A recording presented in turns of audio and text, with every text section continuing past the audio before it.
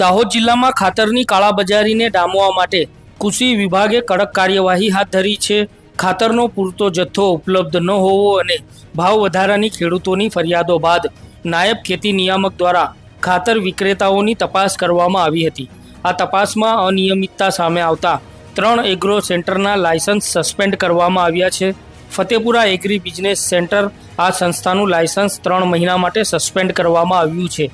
ઝાલોદના સર્વોદય ગ્રામીણ વિકાસ ટ્રસ્ટ આ સંસ્થાનું લાયસન્સ 2 મહિના માટે સસ્પેન્ડ કરવામાં આવ્યું છે.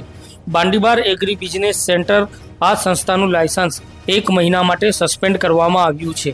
આ કાર્યવાહી નિયમિત રેકોર્ડ ન રાખવા અને ભાવ વધારા જેવી ગેરરીતિ બદલ કરવામાં આવી છે. આ પગલાં દ્વારા ખેડૂતોને યોગ્ય ભાવે અને પૂરતા પ્રમાણમાં ખાતર મળી રહે તે સુનિશ્ચિત કરવાનો હેતુ છે. સીએમ પટેલ, નાયબ ખેતી નિયામક વિસ્તરણ દાહોદ. હાલમાં દાહોદ જિલ્લામાં કુલ 3 જેટલા લાયસન્સો ખાતરની બાબતે સસ્પેન્ડ કરવામાં છે.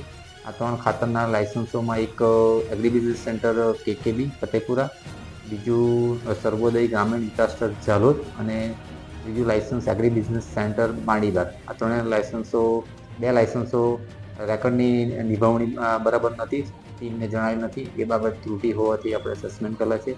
જ્યારે ત્રીજું લાયસન્સ છે એમાં રેકોર્ડની નિભાવણી અને ભાવ વધારાના બાબતેનું ફરિયાદ હોય આપણે સસ્પેન્ડ કરેલા છે.